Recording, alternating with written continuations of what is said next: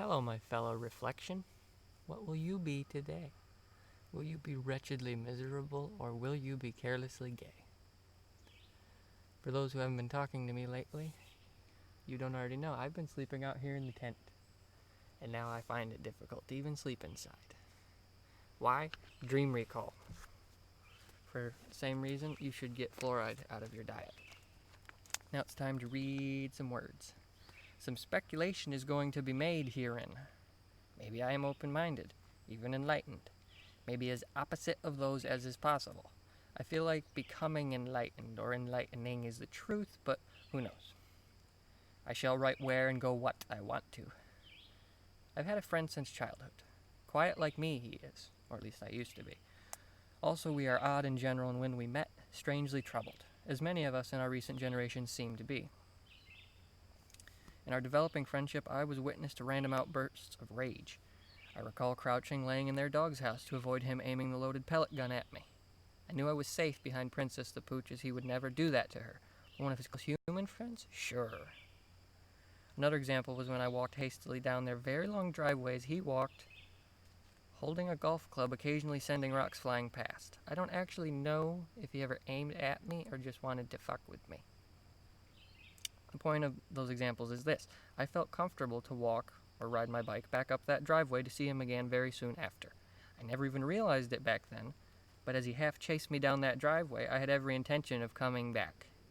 Going all the way back, he has always been a strong influence on me in reference to all that is psychic.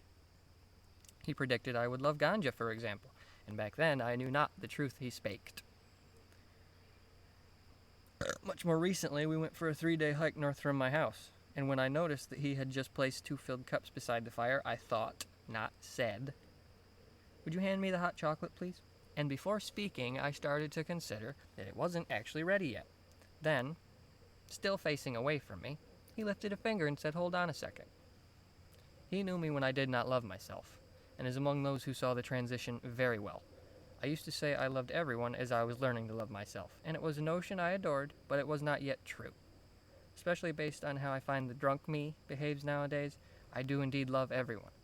Take away inhibitions, and I might get a little loud, definitely silly, and I absolutely will be asking for and or giving as many hugs to as many people as possible. I've never worked for a paycheck, at least not yet, and I've never owned a car. I grow my hair long, and lately I spend as much time as possible not wearing anything on my feet. The phrase dirty hippie could definitely be applied. A vast and sweeping return to our ancient and natural ways of living has been calling me as long as I have been conscious on this amazing planet. My lovable friend I mentioned earlier, who is a Cancer, he goes walking barefooted with me. Like a lot of other things, he beat me to it and got me into it. He is one of those I consider a personal soulmate or spirit brother. I've joked, albeit sincerely, that I feel as if we have probably been very, very intimate in past lives, as nothing else really describes the vibe between us. There is another friend I consider equally close to me. We actually met after we grew to be young adults. She is the one who told me about the book titled Take Off Your Glasses and See. Besides that, she furthered my interest in the vegan lifestyle, martial arts, and all things artful and nerd-oriented. And that is not to mention the fact that she helped me awaken much of the psychic potential in this fantastic sensory system. One might not be surprised that I logically feel a strong inclination to express some form of gratitude toward her for all this. After all, she is literally a huge part of how it is that I raised and continue to raise my frequency on a whim. Though I did not state clearly that the awakening effect she had on me was not fully intended on her part. That is not to say she is ridden with spite for me. The list of gifts she has given me is very long. Being a generally hetero guy and still feeling my virginity, I found myself enamored by this beautiful friend right from the start. However, as I had remembered how to love myself, I found it very natural and often easy to keep that silly, lovable part of me in its place. I bring that up for this reason. I hear and see people expressing that there are different kinds of love. You love your parents, your siblings, and your best friends. And you are in love with your wife or your husband. There is love and there is in love, and there is a difference. I'm saying that might just be false. There is only love. One kind. Unconditional. Love, love, love. There is no end to the different expressions of love, but there is only one love.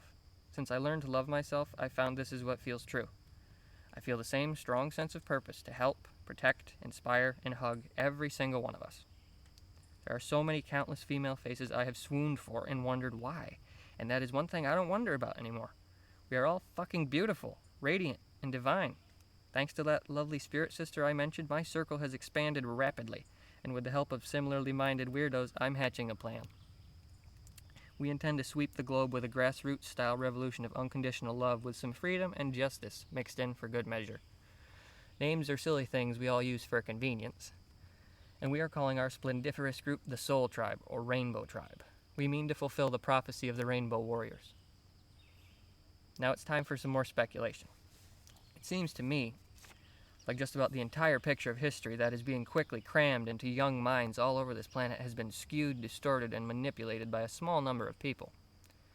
And it's not only information that is being turned into propaganda, but food and medicine are made into toxic shells of themselves by this world that is all West and no East. This manipulation, by all appearances, is meant to foster division and mistrust between all our different peoples. The corruption of our legal systems is so apparent and well known that it's become a topic of casual conversation, when it should logically lead to rebellion or upheaval of some kind. As much as that goal is to divide us from each other, it is equally so to divide us from Mother Nature. Nothing empowers us like she does, so to make us weak they have to do something about this. And to that end there has been much success. Just think, how many people on Earth right now can revel in natural, filthy beauty, and how many are grossed out or uncomfortable outdoors? For example, I only like this tent because it means I don't have to be swatting mosquitoes all the time. As another example of this hideous scheme, I reference the simple fact of how few indigenous cultures there are left today. That's not to mention the way the Western world usually views them. Savages and yada yada. Final speculative statement. I feel like our governments have lied to us repeatedly to cover their own crimes, failures, and mistakes. I feel like ending world hunger and achieving true, lasting peace is possible in less than a century. I'm pretty confident that Sasquatches in the forest and mermaids in the seas are just the tip of the iceberg when it comes to being so many of us thought weren't real. And this bit is not speculation. I know that mankind is one divine clan in the universal tribe, each and every one of us born to spread love and joy through all of creation. Whatever and wherever the truth is, we will find it as much as we can and spread it widely. We are the Soul Tribe. We are here to remind you that you are made of love. We do not forget, but we do forgive. I've had my fair share of names these past couple decades. They named me Seth Adam Ostrander, but my parents quickly came up with more. Birdbrain, Stinkweed, Idjit, Knucklehead. My friends in school brilliantly devised the nickname Beth, which led to Bethany. Sloth was another one.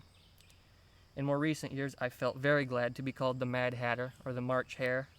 The Stinky Green Monster was one that made me laugh, and I've even been called Gandalf.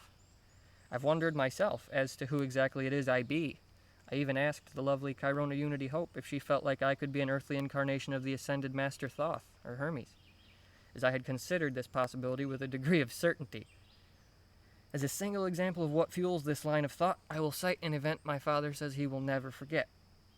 My parents brought infant me to church to introduce me to the faith, and when the priest said my name, boom. Apparently at that exact moment, the center carrying beam under the floor broke. They had to tear down the building and build another one. I still don't know how close to the truth my wondering has gotten me, but for now, I've chosen my tribal name, and it is Littlefoot.